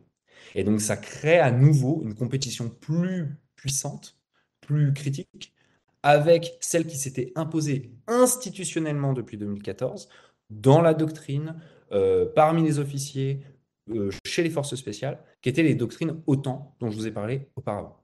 Et celle-ci souffre aujourd'hui de la perte de ses personnels, justement. Parce que l'armée ukrainienne d'entrée en guerre, son personnel formé à l'Ouest, professionnel, a subi une attrition très importante. Donc elle a tendance à se rééquilibrer, si vous voulez, avec l'influence soviétique. Et puis enfin, vous avez les volontaires que j'ai décrits. Donc là, vous avez, j'ai parlé des réseaux de volontaires, mais il y a effectivement aussi les unités paramilitaires, dont je range par exemple les unités à caractère politique, comme Azov, et qui sont plutôt subordonnés au ministre de l'Intérieur, si je ne me trompe pas. Thibaut me corrigera sûrement. C'est ça, Euh, un débat institutionnel, ouais. ouais. Et donc, si vous voulez, vous avez ces 3 cultures qui rentrent en opposition. Cette opposition, elle a des conséquences très directes. Déjà sur l'emploi des forces. Il y a eu plusieurs plaintes de soldats ukrainiens vis-à-vis de la gestion du personnel. Les officiers de culture soviétique ayant une conception des forces spéciales qui est différente de celle des forces spéciales en Occident. Puisqu'en Occident, si vous voulez, une force spéciale, elle n'est pas uniquement dans la recherche, elle n'est pas uniquement dans un rôle de reconnaissance. C'est une unité qui peut faire des coups de poing, qui peut déstabiliser un système adverse. Dans la tradition soviétique, à moins effectivement de faire une frappe de troupe, donc c'est ce que j'avais expliqué par exemple avec les VDV, donc les parachutistes, les Spetsnaz sont d'abord des corps de reconnaissance. Donc c'est de l'infanterie de désignation qui peut faire effectivement du sabotage, etc., mais qui est vraiment, c'est pas, pour reprendre les termes, vous savez, du débat pendant la Première Guerre mondiale entre les forces gladiateurs, donc spécialisées, forces spéciales, etc., et les forces donc plus homogènes, régulières. La tradition soviétique ne fait pas des forces, en fait, régularise les forces spéciales dans son organisation, pas celle occidentale. Et donc, dans le contexte ukrainien, c'est très problématique Parce que vous avez des officiers de culture soviétique qui vont utiliser des forces spéciales dans des rôles, par exemple, pour tenir des tranchées, alors que c'est complètement sous-optimal par rapport à leur formation et à leur équipement. Ça va aussi avoir un impact sur la construction matérielle du C2 ukrainien, donc au niveau des architectures. Là encore, vous avez eu les programmes d'État qui ont en fait mis en avant des C2 automatisés soviétiques, qui ont mis 10 ans à essayer d'être mis en œuvre, même, qui précédaient même en fait 2014, hein, et qui se sont terminés par des affaires de corruption et qui n'ont jamais été du coup, qui sont jamais arrivés à conclusion. Et puis à côté, vous avez donc les initiatives plus bottom-up, hein, plus empiriques, plus expérimentales, mais qui en fait mûrissent par l'expérience du combat des volontaires. Et là, vous avez par exemple le système Delta, dont tout le monde donc, qui est assez connu, ou les systèmes, vous savez, de coordination d'artillerie. Les volontaires mobilisent les savoirs de la société civile pour trouver des solutions immédiates, parfois avec des moyens commerciaux souvent, pour trouver des solutions. Donc, ce n'est pas l'approche intégrée, cohérente de l'art opératif soviétique. Ça crée beaucoup, et il ne faut pas croire, ça répond à un problème immédiat, mais ça crée du coup là encore beaucoup d'hétérogénéité. C'est-à-dire que les différentes applications, Delta n'a été accepté par le MOD, le ministère de la Défense ukrainienne, que très très tardivement, je crois dans le courant de l'année. Avant, c'est au petit bonheur de l'initiative d'un commandant de bataillon, de compagnie, etc., de mettre en œuvre cette application. Donc ça crée énormément d'hétérogénéité. Et honnêtement, mon intuition, c'est que si aujourd'hui on arrive à une certaine stabilité en termes d'architecture du C2 ukrainien, c'est grâce à Starlink. À mon avis, c'est l'uniformisation, la rationalisation des applications par l'uniformisation en fait, des données, de la collecte, de la communication. Et à mon avis, c'est Starlink qui est vraiment le pont, si vous voulez, qui va permettre de faire fonctionner le tout. Qu'est-ce que je voulais rajouter? Je peux peut-être en terminer là. Après, j'avais fait Ouais. sur les prochaines slides, c'était les différents. Vous voyez, c'était l'organisation du C2 ukrainien. Pour le dire rapidement, ce qui est ah oui, si je peux quand même finir là-dessus. Ce qui est intéressant sur cette organisation, si vous voulez, c'est que par rapport à celle soviétique, vous avez une séparation entre justement le cerveau de l'armée, l'état-major général, et le commandant en chef des armées. C'est arrivé très tardivement, c'est arrivé en 2020, mais du coup là, on peut voir quand même une occidentalisation majeure. Là où on va voir par contre une limite à cette occidentalisation, c'est que les Ukrainiens continuent de s'accorder sur le principe de responsabilité personnelle du commandant. Donc certes, le commandant a beaucoup plus d'initiatives, mais là encore, il y a l'unité du commandement chez un seul homme, chez le commandant. Et l'officier reste, pour l'instant, parce que les NCO n'ont pas été encore assez développés, reste vraiment encore central dans le schéma ukrainien. Et le tout dernier point, qui est aujourd'hui majeur, critique, pour savoir si les Ukrainiens vont réussir à faire leur contre-offensive, c'est l'insuffisance du niveau brigade. Et c'est l'hétérogénéité, encore une fois, des structures de force. C'est-à-dire, et en introduction, je vous conseille l'avant-dernière note du blog de Michel Goya sur la structure de force des brigades ukrainiennes. C'est sûrement l'article le plus clair là-dessus. Vous avez déjà une multitude de brigades à l'organisation différente. Vous avez des brigades mécanisées, vous avez des brigades blindées, vous avez des brigades parachutistes, mais elles-mêmes vont avoir un ordre de bataille qui va différer. À cela, vous n'avez au-dessus de la brigade que les commandements régionaux, ce qu'ils avaient mis en place pour le Donbass, un commandant interarmé, c'est le GFO, hein, la Joint Force Operation, donc ce que vous pouvez voir à droite, le Joint Force Command. Et à mon avis, ils ont expérimenté plusieurs modes de contrôle. C'est-à-dire que sur le Donbass, a priori, la GFO qui était en place depuis 2014 n'a pas été enlevée. J'ai vu passer des mentions de groupes opérationnels vis-à-vis de certains secteurs et vecteurs d'offensive, comme c'était pour le cas pour Kharkov. Donc là, vous voyez, vous commencez à avoir des commandants régionaux, des commandements interarmés pour une opération spécifique, des groupements d'opérations, sans savoir si d'ailleurs les deux derniers sont confondus ou sont différents. Et puis, maintenant, Et puis, enfin, vous avez des brigades un peu rockstar, entre guillemets, les meilleures brigades, souvent les brigades blindées, qui ont commencé en fait à directement assurer leur administration. C'est-à-dire qu'il y a des brigades qui se sont directement arrogées du matériel par les réseaux de volontaires et également des volontaires humains, alors que normalement ça devrait être centralisé à un plus haut niveau. Donc vous avez des bonnes brigades qui enflent et qui passent à un nombre incalculable de bataillons, parce qu'on était sur une structure à 3-4 bataillons avant, et maintenant, parfois, on atteint 7 bataillons pour une seule brigade. Donc, en fait, c'est plus du tout un niveau brigade, là, il faudra un niveau divisionnaire. Et c'est peut-être vers là qu'on arrive aujourd'hui, avec la création, a priori, de 3 corps d'armée. Mais là encore, avec mon incertitude et mon scepticisme sur ces corps d'armée, vont-ils répondre d'un commandement régional ou alors vont-ils constituer un groupement opérationnel de forces distinct ou vont-ils, là encore, être subordonnés à une GFO indépendante? Vous voyez, l'hétérogénéité ukrainienne est culturelle, matérielle en termes d'architecture et d'équipement, et enfin organisationnelle. Voilà. Je pense que je suis complet, à peu près. Beaucoup, Vincent, tu es plus que complet. Je suis très heureux que tu aies présenté tout ça. Alors ça peut être dense, parfois obscur, mais au moins on a eu la vision précise de toutes les dimensions de ce que constitue un C2. C'était vraiment un apport que je souhaitais dans ce séminaire et je te remercie. Et surtout, merci puisque on ne voit pas sortir dans la littérature, dans les publications, une analyse si concrète de comment est construite la structure de commandement à la fois russe, à la fois ukrainienne, les difficultés, alors qu'on a un conflit en cours et que c'est structurant dans les résultats et dans les dynamiques du conflit. Donc vraiment, je te remercie. Privilège de la modération, j'ai quelques questions à te poser. Euh, les deux premières sont peut-être un peu triviales, mais c'est pour bien, déjà simplifier pour moi, mais j'imagine pour d'autres. Ces conceptions que tu as décrites, notamment dans la conception du C2 russe, tu parlais, enfin si j'ai bien compris, hein, que au cœur de cette génération du plan, donc de l'idée de la décision finale, il y a le fameux COPF, corrélation des forces et des moyens.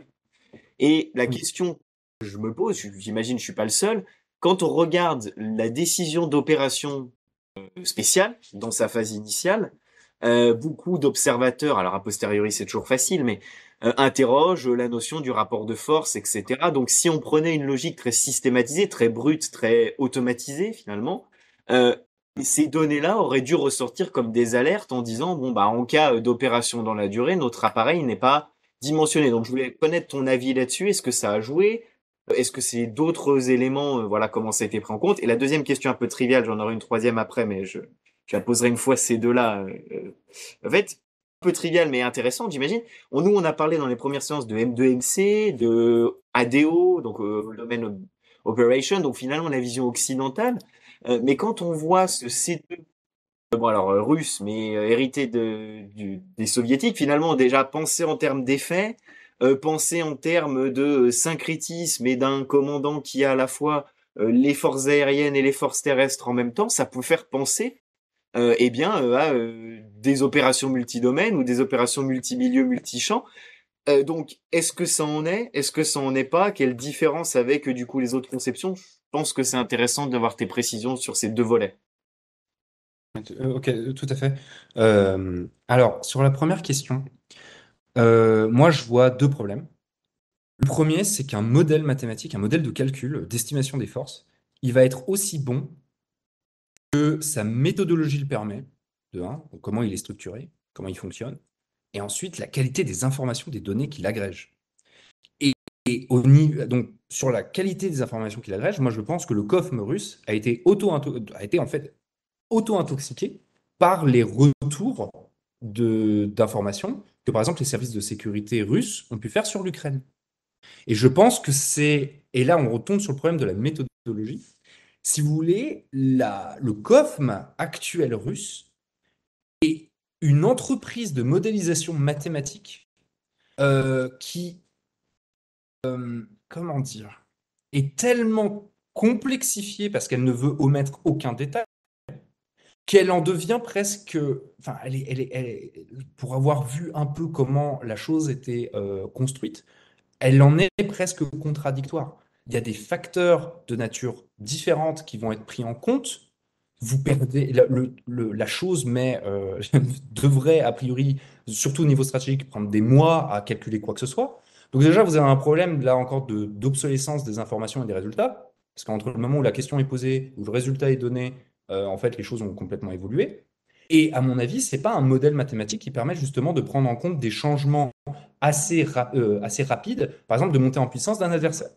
Et moi, concrètement, je pense que la remontée d'informations a été insuffisante et tronquée par les services de sécurité, ce qui n'a pas permis d'actualiser le modèle, et qu'ensuite le modèle, même s'il a eu peut-être quelques données qu'on permet de le faire tourner pour mieux déterminer le rapport de force, a été complètement en fait à rebours, en retard par rapport à la véritable montée en puissance ukrainienne. C'est mes 200. C'est pas non plus, c'est pas non plus. C'est vrai que, et ça restera quand même la grande surprise, hein, la sidération.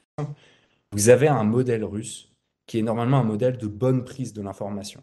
Il faut, dans le modèle russe, avant d'agir, connaître tous les détails d'une situation pour pouvoir agir. Et là, on se retrouve face à une opération spéciale qui a été honnêtement faite à la va-vite, qui est presque à contre-nature en fait de leur culture stratégique et leur façon de procéder. Ça, c'est le premier point. Le deuxième point, en fait, je répondrais sur l'intégration interarmée, multimilieu, multichamp, etc., que les Russes pensaient le faire. Je pense qu'ils pensaient intrinsèquement que l'art opératif, puisque l'art opératif ne prend pas en compte des différences de milieu ou de champ, mais il considère uniquement ce dont j'ai parlé, hein, masse, rapidité, puissance de feu, à travers tous les médiums techniques et géographiques et physiques. Je pense qu'ils pensaient que, ouais, je pense ils se disaient qu'en phase 2, ils n'avaient pas de corporatisme ou d'isolement de service, que l'unité du commandement permettait vraiment d'orchestrer plusieurs moyens, de les concentrer sur un objectif particulier, donc la profondeur adverse. Mais en fait, si intellectuellement ça le permet, et c'est le fameux dicton russe, hein, il y a toujours un certain écart entre la théorie et la pratique. Théorie, effectivement, est interarmée, intrinsèquement interarmée et intrinsèquement multimilieu, multichamp, mais la mise en pratique, elle, ne le permet pas. Par exemple, et notamment à cause des méthodes, vous savez, d'échelonnement et de spécialisation. Je vous l'ai dit, les Russes, pour résoudre un problème de coordination, un problème matériel, ont spécialisé des unités à la tâche. Par exemple, pour la guerre électronique, par exemple, pour les drones. Donc, quand on voit l'ordre de bataille russe, avant la guerre, on était là en mode « Ah, c'est super, vous vous rendez compte, les Russes ont organiquement, dans leur bataillon, des compagnies de drones et des compagnies de guerre électronique. Ils sont vraiment interarmes, c'est incroyable. » Alors qu'en fait, l'interaction du modèle de l'art opératif n'est faite qu'à plus haut échelon, qu'à plus haut niveau. Donc l'interaction locale entre compagnies de guerre électronique, compagnies de drones et puis les compagnies de fantassins qu'elles devaient supporter, en exercice, elle était quasiment jamais faite. C'était que le commandement supérieur qui pouvait entraîner et coordonner en fait ces forces disparates. Et encore une fois, ça renvoie à l'idée qu'il faut simplifier et standardiser les relations, les interactions. L'idée russe, c'est de dire il faut faire du soldat un bon spécialiste de son arme. La gestion de sa coordination avec son voisin d'une autre arme, c'est trop compliqué pour lui. Cette interaction, c'est l'art opératif et c'est à l'officier de la faire. Du coup, concrètement, en fait, vous aviez des sous-systèmes, en fait, des briques qui ne communiquaient pas ensemble et qui, en exercice, en fait, n'exerçaient pas ensemble. C'est les officiers qui devaient le faire. Et vous voyez, c'est ça qui crée la rigidité et le fonctionnement en silo complètement à rebours de l'interarmée. C'est-à-dire que les Russes avaient peut-être une très bonne théorie. En général, ils ont de superbes théories. C'est très bien construit, c'est très structuré, ça n'oublie aucun détail, c'est très holistique. Mais la mise en pratique est complètement défaillante. Et elle est défaillante notamment, encore une fois, parce que les méthodes qui ont été utilisées, les gadgets, enfin, les stratagèmes en fait, qui ont été utilisés pour faire fonctionner cette grande matrice intellectuelle très lourde et très complète de l'art opératif, simplifient à l'extrême les relations humaines, les relations de commandement, suppriment majoritairement l'initiative des bas échelons. Et donc en fait, si le plan ne fonctionne pas, si l'officier, le commandant, n'arrive pas à assurer l'unité du commandement, eh ben, il n'y a pas d'unité des efforts, il n'y a pas de moyen que les forces de nature différente se coordonnent elles-mêmes. Est-ce que l'exemple suffit? Parce que du coup, j'ai parlé uniquement des forces terrestres, mais c'est la même chose si vous voulez pour le domaine aérien. C'est-à-dire que vous allez avoir des exercices, par exemple, pour conclure là-dessus, le CAS, le soutien aérien, l'appui aérien au sol des forces aériennes, n'a jamais reçu d'exercice soutenu et intensif en Russie. Pourquoi? Parce que la seule personne qui était capable d'utiliser des moyens aériens et des moyens terrestres pour faire un exercice, c'est le niveau du district militaire. Donc, si n'importe qui, si les Russes auraient voulu faire des exercices d'appui aérien, ils auraient dû passer à chaque fois par un exercice de l'ampleur du district. Un district, vous voyez, par exemple, enfin, je ne sais pas si vous voyez les districts russes, mais c'est tout l'Oural, c'est tout le centre, ça va être le secteur Pacifique, la Sibérie, c'est gigantesque. Pour un simple exercice, par exemple, d'une compagnie soutenue par un hélicoptère, quand même. Et voilà. Donc à partir de là, il n'y a pas d'interaction. En fait, l'interaction n'existe pas. Elle est purement théorique. Elle existe théoriquement, conceptuellement, pas pratiquement. Merci. Et troisième question, ce sera la dernière pour ma part. Mm. On revient beaucoup sur tout ce qui va être prise de décision, rigidité, manque de flexibilité, etc., etc. Forcément, ce qui me vient à l'esprit, j'imagine que je suis pas le seul, c'est en fait l'héritage soviétique initial, Grande Guerre patriotique, compagnie du NKVD, etc. Donc en fait, un, un refus de laisser l'autonomie, mais en fait pour un contrôle et une hyper-centralisation politique, par peur d'un coup d'État ou en fait par une défiance vis-à-vis de l'outil militaire. Est-ce que ça, c'est une donnée qui est encore présente aujourd'hui et qui explique cette rigidité, ou est-ce qu'en fait, le succès de la Grande Guerre patriotique a gardé la rigidité en oubliant ses causes, ou alors est-ce que je me trompe complètement et ça n'a rien à voir? Euh, je Faut bien pense que que je je parle pense. avec mes. Je pense que je vais répondre avec mes biais. C'est-à-dire que le facteur politique en général, il est vraiment, tu sais, il est exogène en fait à la façon, tu sais, je travaille d'abord sur les organisations militaires. Et du coup, si tu veux, l'immixtion du politique, c'est effectivement une problématique, mais qui arrive quand même à très haut niveau. T'as pas, qui arrive à haut niveau. Moi, je dirais que si tu veux que cette rigidité, cette verticalité, elle est d'abord une conséquence intrinsèque du système élaboré. C'est que par si, en gros, tu sais, les Américains disent il y a deux drames dans la vie, il y a avoir ce que tu veux et en même temps n'avoir pas ce que. Et du coup, ne pas avoir ce que tu veux en même temps. C'est-à-dire que tu peux pas avoir un système complètement déterminé par un plan et en même temps donner de l'initiative à tes subordonnés. Parce que si tu donnes trop d'initiative à tes subordonnés, le plan ne va pas être respecté. Et si tu crois encore une fois que ton plan est le meilleur possible, parce qu'il a été expérimenté auparavant, parce que des calculs complexes et d'ampleur ont été menés sur la situation présente pour vraiment trouver le meilleur plan possible, est-ce que tu vas prendre le risque de donner, en fait, de créer de la friction en complexifiant les interactions entre tes unités? Du coup, tu simplifies, tu standardises, et du coup, forcément, tu rends vertical et tu rigidifies. Parce que tu veux que ça soit, que les hommes, que le commandement soit une courroie. Ça doit pas être un. Par rapport au commandant, à l'art de la guerre occidentale, on parle par exemple beaucoup du coup d'œil du commandement.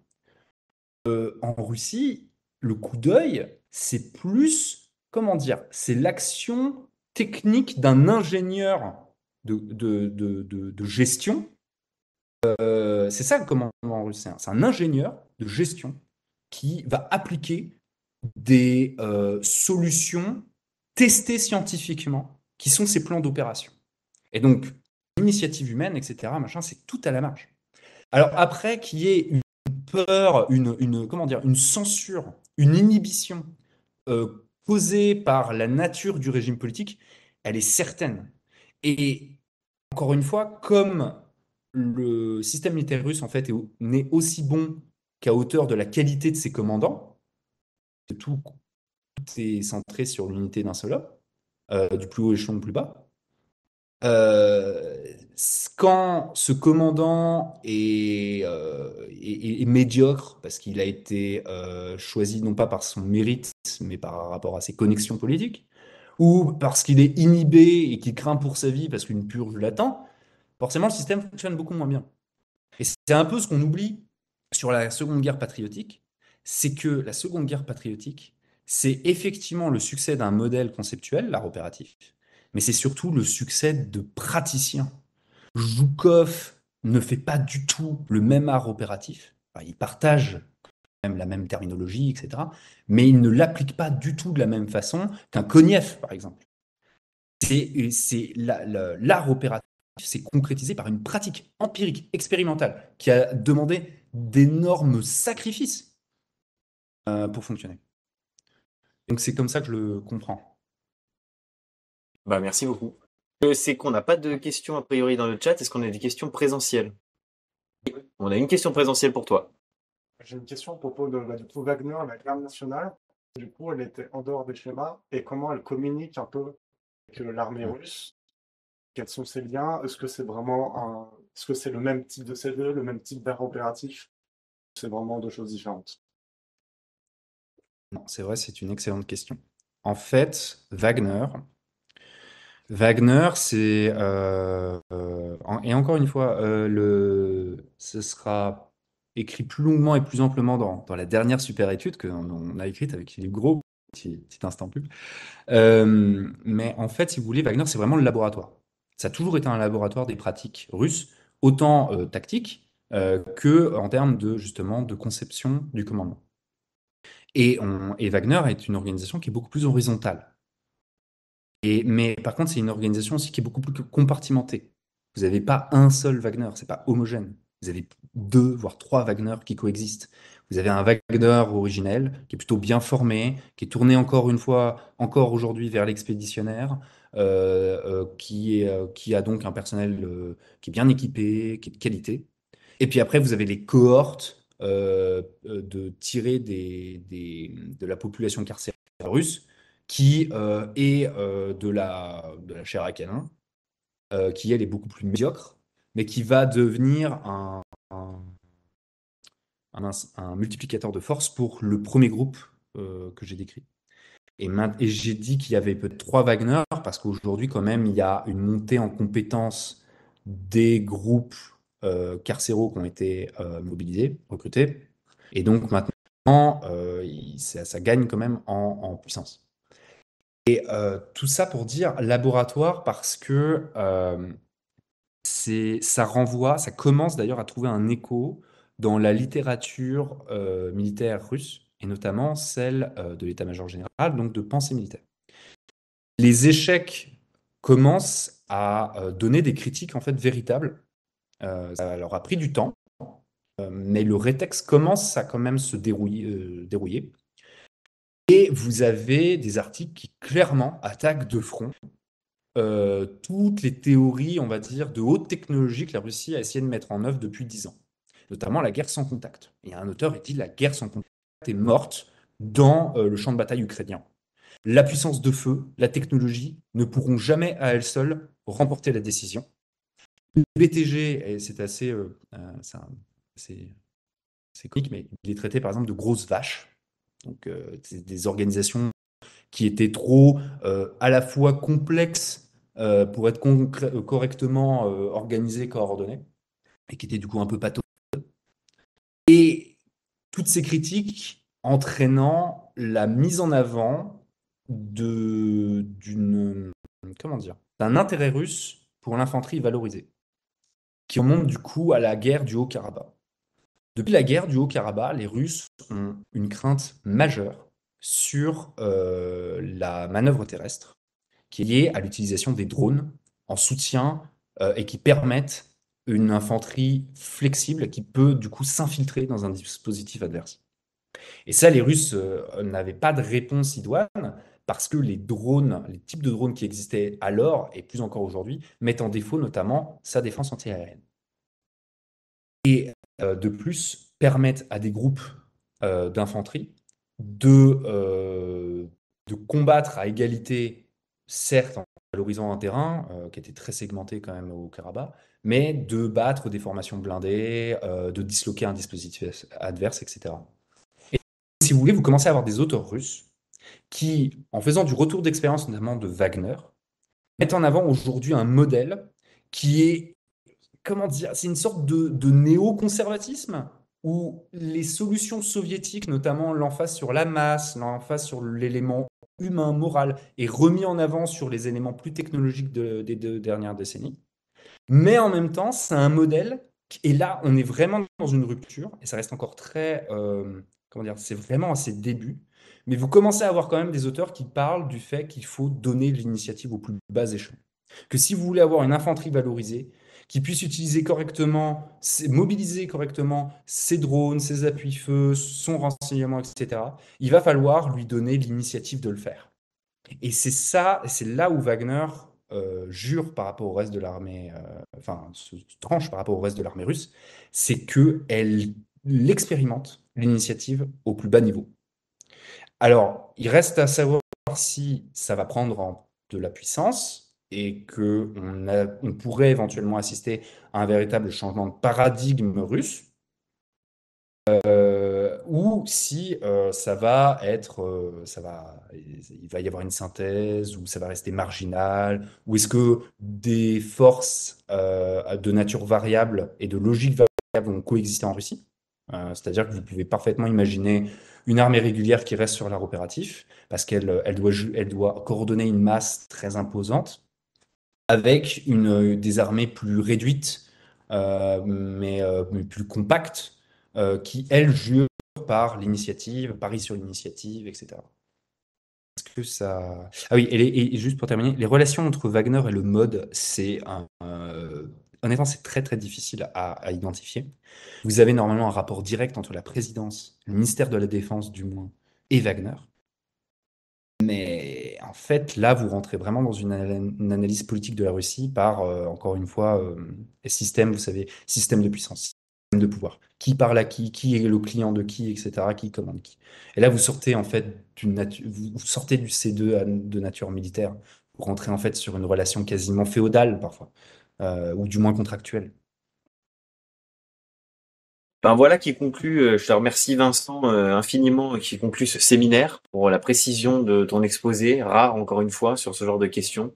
Je pense qu'on arrive et on arrivera grâce à la dernière séance de ce séminaire C2 qui portera sur les questions d'interopérabilité, la problématique majeure de l'interopérabilité des C2, notamment dans les opérations en coalition. Ça nous permet aujourd'hui, avec le travail qui est effectué, de comprendre le fonctionnement, l'évolution, la culture stratégique qui influe sur les C2 en opération. Et je te remercie une dernière fois, Vincent, pour ces éclairages.